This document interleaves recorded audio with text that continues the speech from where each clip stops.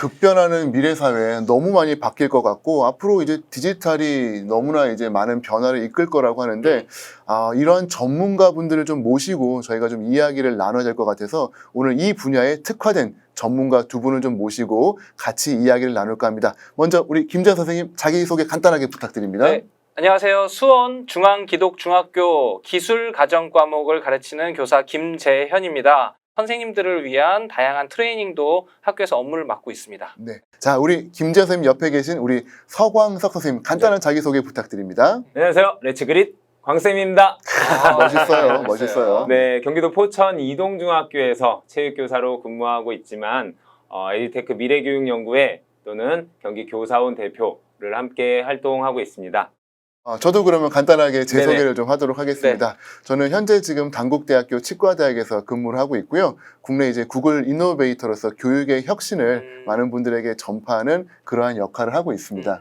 일단은 저희가 맡은 바 영역이 있기 때문에 이번 연수에서 어떤 부분을 맡으셨고 또 어떠한 내용들을 커버할 건지에 대해서 간단하게 좀 소개를 좀 부탁을 드리겠습니다. 먼저 우리 김재현 선생님 부탁드려도 될까요? 네, 제가 이번 이 연수 과정에서 드릴 이야기는요. 제가 한 그래도 온라인 스마트 러닝 이런 걸 한 9년가량 준비를 했었어요. 그동안 계속. 2012년도에 처음으로 플립 러닝을 해봤었는데 그때부터 했었던 느낀 점들이 있을 거고요. 제가 또 노하우가 또 쌓였지 않겠습니까? 이제 그런 것들을 선생님들한테 꼭 전해주고 싶다는 생각이 들었어요.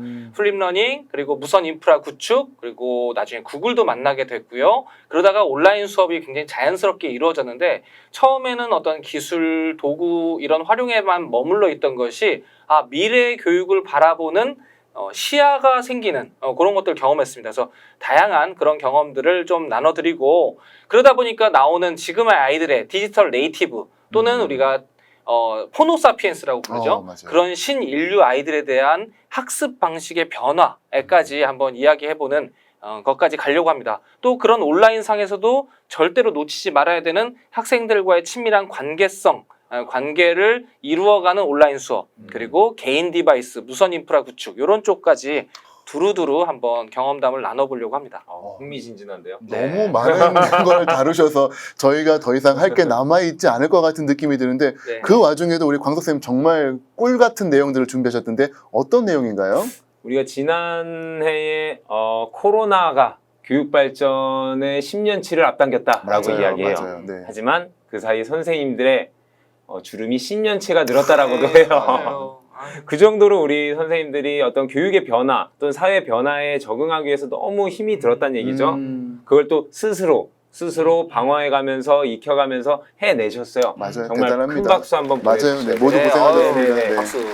그러나 우리 이미 도착해 있는 이 미래, 우리가 다시금 또 무엇을 배워야 돼, 또 다시 뭘 준비해야 돼, 어떤 이런 압박감과 그런 거 말고 뭔가 좀 어떤 미래 교육에 대해서 산책해 본다라는 마음으로 산책해 본다라는 마음으로 함께 걸어가는 느낌으로 했으면 좋겠어서 우리 포스트 코로나 시대의 교육 또는 AI와 함께 살아가기 위해서 우리가 준비해야 될 미래 교육 그리고 그 앞으로 미래 교육을 살아가다 보면은 우리가 잘못하면 200살까지도 살 수 있는 네네. 그렇기 때문에 우리가 그 긴 시간을 내 몸과 마음을 어떻게 지켜나가면서 살 수 있을 것인지 그런 이야기들을 함께 나눠보도록 하겠습니다. 가벼운 마음으로 산책하듯이 같이 동행해 주시면 되겠습니다.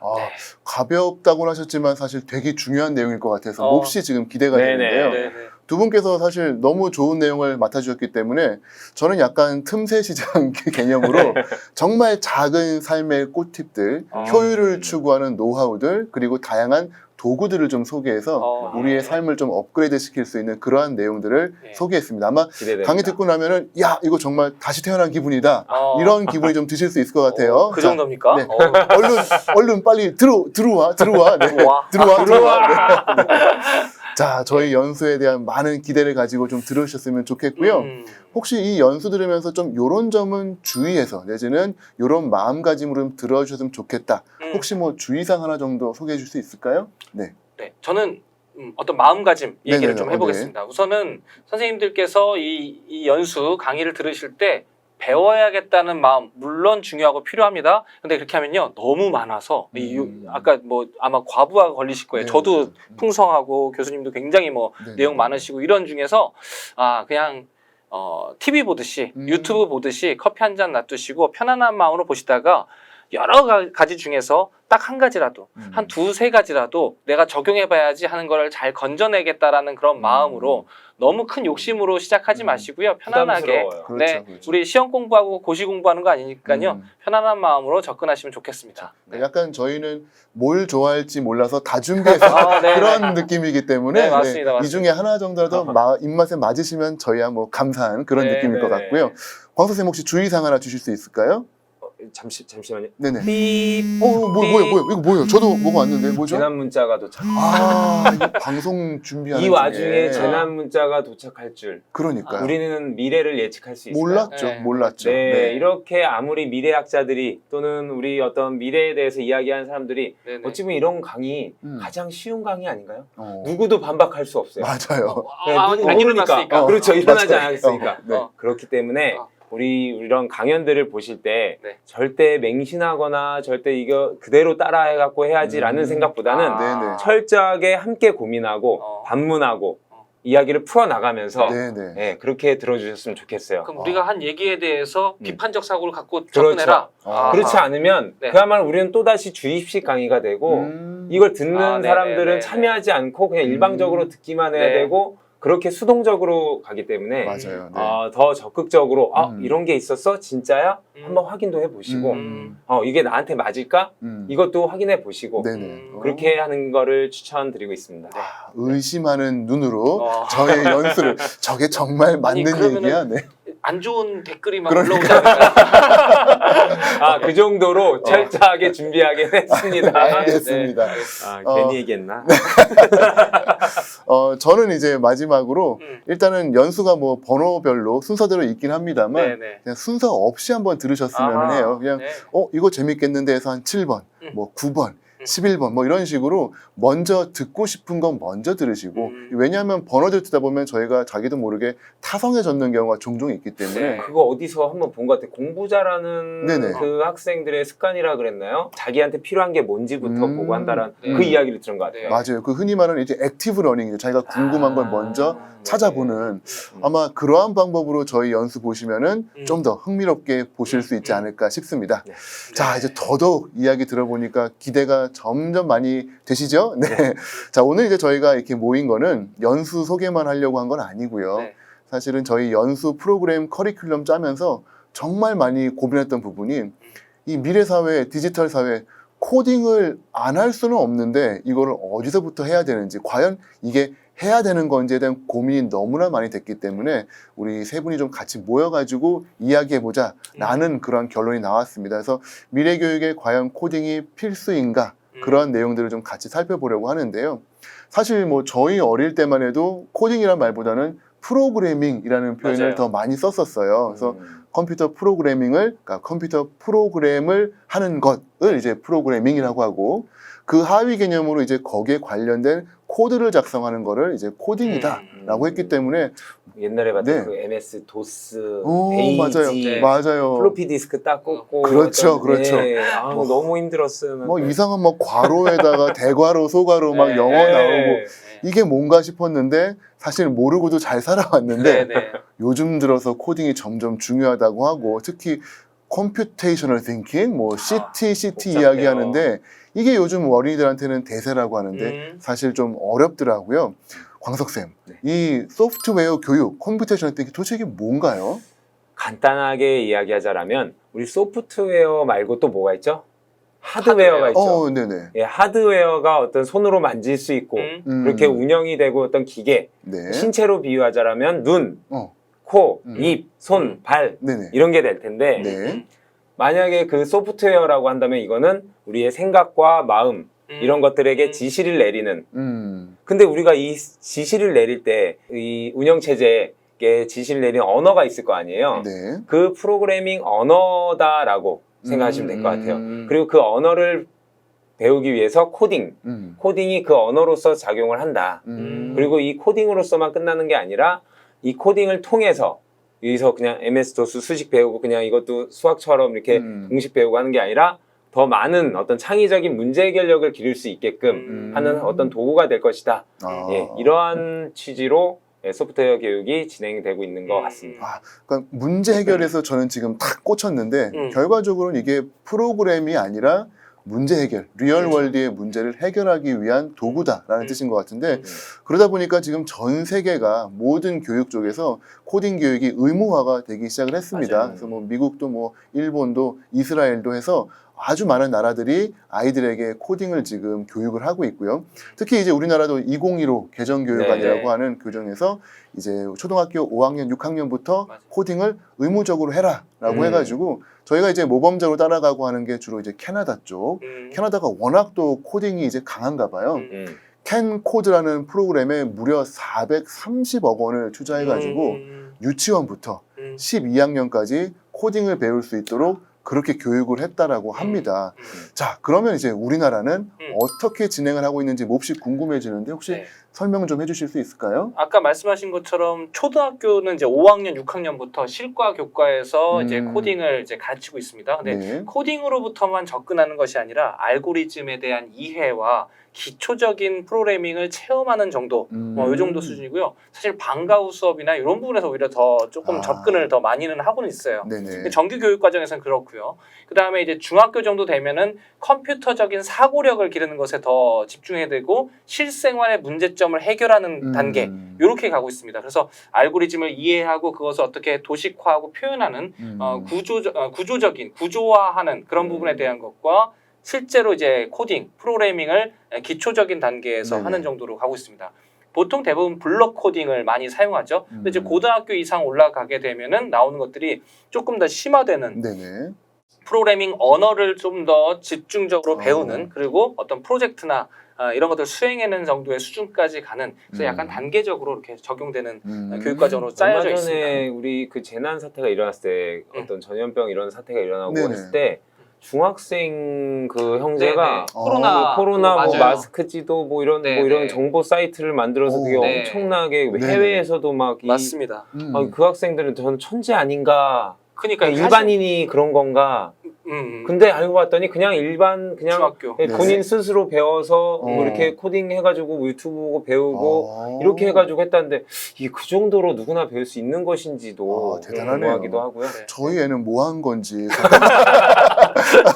갑자기 네. 그런 걱정이 좀 게임, 드는데 뭐 컴퓨터 많이 뭐 네. 하고 있었던 것 같긴 한데 유튜브만 본 것 같은데 저희 애는 네. 예. 네. 어쨌건 이제 이런 좋은 사례도 있다 보니까 네. 야 이제 코딩 해야 된다라고 하는 분들이 사실은 많은데요. 네. 또 만만치 않게 이거 잘못 교육하면 오히려 괜히 언어만 배우고 오히려 맞아요. 코딩을 싫어하게 되고 본질을 놓치게 된다라고 또 반대하는 분들이 계시더라고요.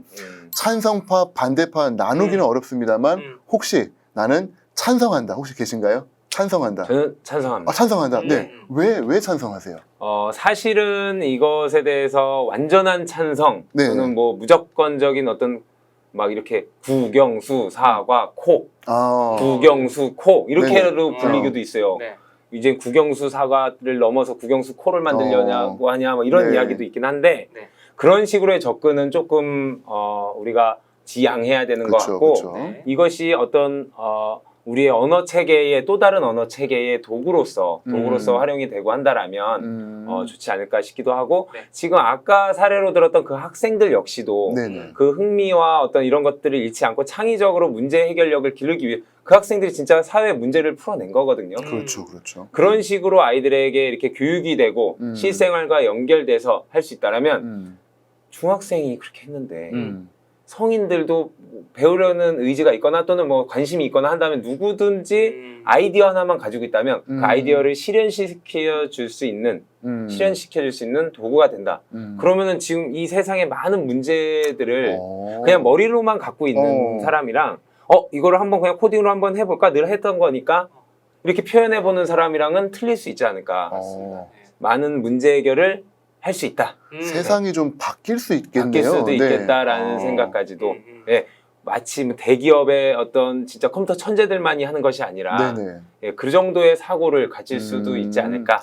아이디어만 일단은 있다면 현실로. 그 얘기 들어보면 아 이거 코딩 교육 반드시 해야겠다라는 느낌이 지금 확 들어왔는데 네네. 그럼 근데 재현 쌤은 손을 안 들었단 말이죠. 이 코딩이 약간 반대하시는 것 같은데. 아닙니다. 반대 반대입니다. 반대 아니고요. 네.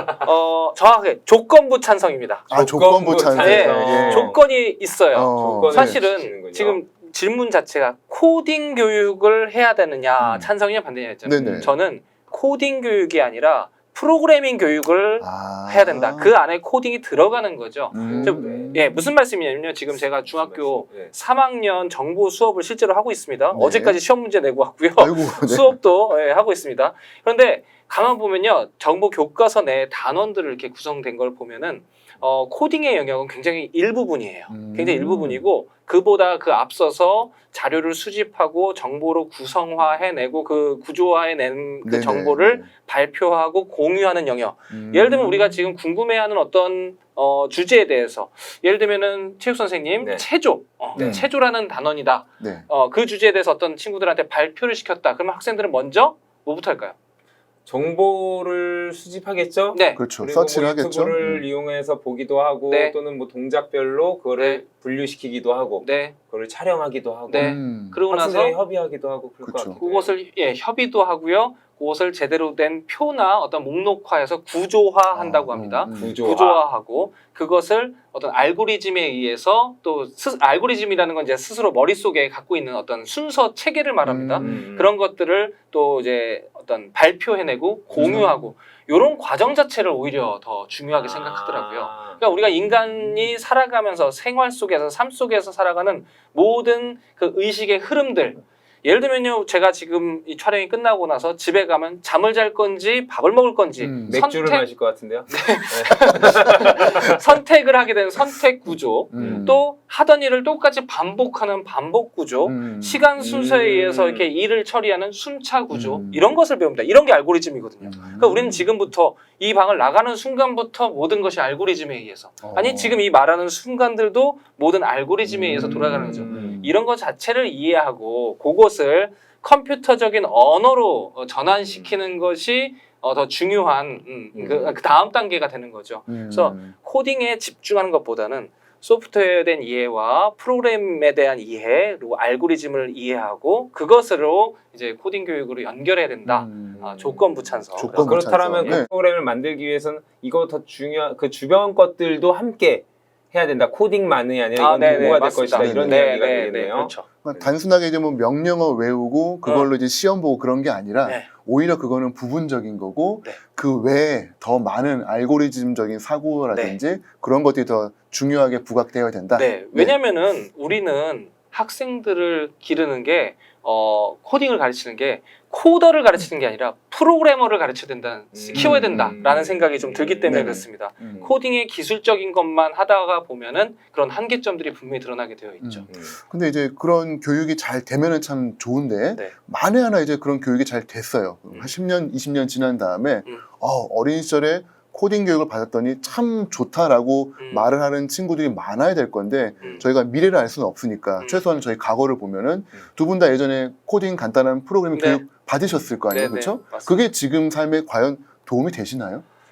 저는 도움이 조금 됐던 것 아 같아요. 그래요? 네. 어, 어떤 면에서? 내가 컴퓨터랑 대화한다는 느낌. 우리가 사람이 대화하는 거랑은 좀 다르긴 한데 컴퓨터에게 내가 명령을 내리고 네. 컴퓨터가 그것을 수행해내는 거. 그래서 이 컴퓨터와 제가 어떤 소통하고 교감할 수 있다라는 것을 배웠다라는 느낌. 그래서 새로운 언어, 마치 영어, 중국어, 일본어처럼 하나의 컴퓨터 언어를 배운다는 느낌에 대해서 되게 매력적으로 다가왔던 게 좀 있었습니다. 네네. 거 선생님 혹시 도움 안 되셨나요? 가만히 저는 계시나요? MS 도스 그때 네. 그리고 베이직 배우고 했을 네네. 때 그리고 그곳에서 컴퓨터를 통해서 열심히 게임을 하고 네. 그거 게임 하나 깔기 위해서 수많은 작업들이 필요했어요. 그 과정들에서 이 컴퓨터가 이런 식으로 운영이 되는구나.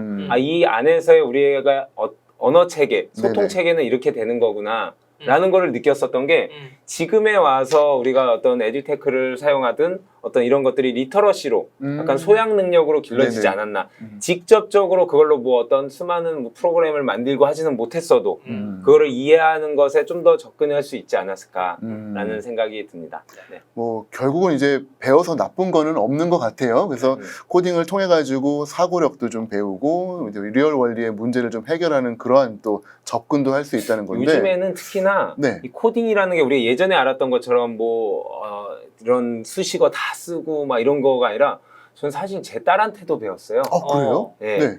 네. 유치원에 다니는데 유치원 책에 네. 코딩을 아빠 나 코딩했다 그러고서 하나하나 이렇게 적어 놓는 게 있는데 네. 오. 뭐 이렇게 쉬운 코딩이 있어? 라고 생각하다 보니까 네. 아 나이에 맞게끔 수준에 맞게끔 이 안에서도 수많은 상상력을 이걸 활용해서 만들어낼 수 있겠구나. 그렇다면은 이거를 아예 진짜 전문 프로그래머나 자신의 진로를 생각할 수도 네네. 있겠지만 그게 아니더라도 일상생활에서 아 이거 이렇게 활용하면 되겠구나 라는 어떤 창의적인 문제 해결력을 생기지 않을까 싶어요. 네네. 그래서 예전에는 저희가 어렵게 책으로만 배웠었는데 요즘은 좋은 강의 리소스들이 너무 많아요. 뭐 미국의 이제 비영리 단체인 code.org 사이트만 들어가 보셔도 코드, 언어 막 이런 거 외우는 게 아니라 심지어는 마인크래프트라고 하는 게임인데 이 녀석 하고 혼내려고 봤더니 막 멋지게 코딩을 하고 있는 거예요. 게임과 같은 코딩. 그리고 이제 구글에서는 그래스호퍼라고 해서 메뚜기처럼 팔짝팔짝 찌면서 해봤어요. 너무 재밌게 하다 보니까 어느 순간 전문가가 되어 있는 그런 교육도 있고 국내에는 또 이제 이고잉 선생님이 진행하시는 코딩 유명하죠. 야학 이제 모르는 분들이 없으시더라고요. 어쨌건 온라인 통해 가지고 아주 손쉽게 이제 배울 수 있는 그러한 시대가 되었습니다. 뭐 현재 이제 코딩 교육의 문제점으로는 각 시간에 주어진 거에 비해서 차시수가 좀 너무 적다. 그리고 전담 교원이 좀 너무 적어서 좀 어려운 부분도 있다라고 하는데 제 생각에는 이런 문제들은 결국은 언젠가는 저희가 차근차근 해결해 나가야 될 그렇죠. 그런 부분인 것 같고 결과적으로는 이제 시작 단계이기 때문에 모두가 바로 잘할 수는 없을 거라고 생각을 해요. 일단 오늘 영상 보시는 많은 분들도 오늘 여러 가지 생각이 좀 드셨을 것 같은데 보시는 분들에게 이 코딩 교육이란 이런 식으로 좀 접근했으면 좋겠습니다. 이제 이런 겁니다라고 짧게 한마디로 좀 정해 주시면 어떨까요? 네. 우리가 마치 파워포인트. 파워포인트는 이제 모든 교과나 모든 사람이 쓰는 도구가 돼버렸어요. 그래서 어디서든지 발표할 때 사용하는 거죠. 그렇죠. 국어 선생님도 파워포인트 쓰고요. 맞아요. 영어 선생님도 수학 선생님도 다 파워포인트 씁니다. 맞아요. 체육 선생님도 쓰시죠. 그렇죠. 네. 그런데 코딩은 마치 정보, 컴퓨터 선생님만 가르쳐야 된다라고 생각하는 거죠. 이제는 도구가 되어야 될 것 같습니다. 국어 선생님이 뭔가 발표 자료를 만들 때에도 코딩 도구를 써서 할 수도 있는 거고요. 그러면 학생들도 그걸 배우게 되는 거고요. 그래서 이제는 코딩이 단순하게 어떤 과목으로 들어가다 보면 시수나 뭐 어떤 시간의 문제, 뭐 인력의 문제가 되는데 이것이 모두가 다 사용할 수 있는 도구로 한 단계 더 업그레이드 되어야 된다라는 생각이 듭니다. 좋습니다. 우리 광 선생님께 좀 한마디. 우리가 언어를 배운다라고 계속 이야기를 하잖아요. 사실은 그 언어 이전에 언어를 더 넘어서서 사실 그 문화를 배우기 위함이거든요. 그렇죠. 우리가 세계 지구를 뭐 이렇게 여행하고 이런 것들이 그냥 단순하게 대화하려고만 하는 것이 아니라 그 안에 조금 더 깊이 있는 그런 문화를 배우기 위함이고 이런 것들을 통해서 더 많은 상상력을 키우기도 하고 그렇기 때문에 선생님들도 그렇고 우리 학생들에게도 그렇고 이런 것들이 문화적으로 접근할 수 있는 그러한 방식으로 이해해 주셨으면 좋겠어요. 네네. 뭐 정답은 없는 것 같습니다. 디지털 사회의 준비 그리고 미래 교육 어떻게 해야 될지 뭐 좌충우돌 시행착오를 많이 겪겠습니다만 어쨌건 저희는 항상 길을 찾아내고 해결을 해 나가겠죠. 우리는 항상 그래 왔기 때문이죠. 아마 보시는 분들과 함께 저희들이 해결해야 될 문제들이라고 생각을 합니다. 저희는 앞으로 이어지는 많은 연수에서 저희와 함께 많은 이야기들을 나눌 거라고 기대해 보겠습니다. 저희는 그럼 다음 연수에서 찾아뵙도록 하겠습니다. 감사합니다. 감사합니다.